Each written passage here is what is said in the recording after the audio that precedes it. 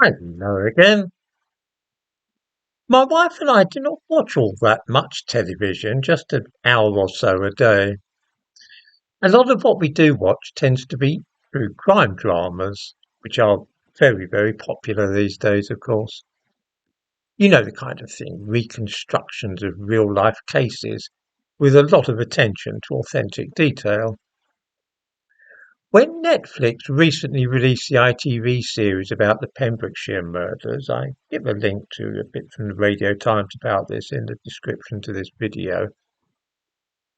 It caught our eye, and we've just finished the final episode.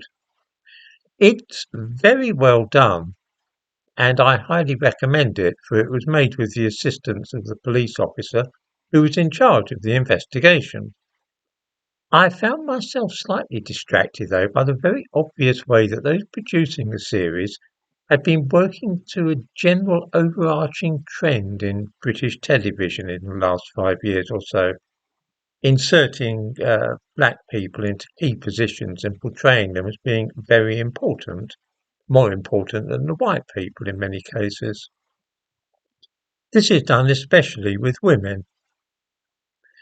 It is such a common practice that it is, I think, impossible for it to be merely random actions by this or that producer. It bears all the hallmarks of a unified plan of action, but whose plan is far from clear. The first clue that this game was being played in the Pembrokeshire murders came when the senior police officer, the real-life Steve Wilkins, acquired a sidekick. This was a black woman described as Inspector Richards. She appeared in almost every scene, sticking to Superintendent Wilkins' side like a cockleburr. She was an entirely imaginary character, invented and inserted into the drama simply to create a role for a black woman who would be seen on screen for most of the time. This was pretty much par for the course, but even better was the scene when Superintendent Wilkins went to see the Chief Constable of Powys to ask permission to reopen the case. Inevitably, the most senior police officer in that part of Wales turned out to be another black woman, Chief Constable Tyler. In real life, of course, the Chief Constable of the area when that investigation was taking place was a white man called Terry Grange. No black woman has ever been Chief Constable in Powys. Here then is what has happened.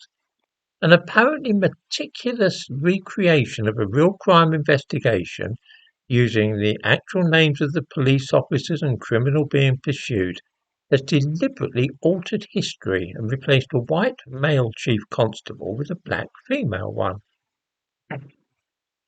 Why do viewers suppose this was done? The only possible explanation that I can come up with is that the aim was to create an alternative universe, one where black people, especially women, play key roles in black history. As the years pass, it is these moving images which will constitute the history of Britain. Of course, there are black and white images of the Pembrokeshire murders, old newspaper cuttings, and so on. But in the modern world, people, particularly young people, prefer to look at YouTube for information or to watch television documentaries and dramas. These now portray another version of this country's history, one where the Chief Constable of Welsh District was a black woman. This is just one small instance of a wider trend which is observable on almost anything produced in recent years by BBC or ITV.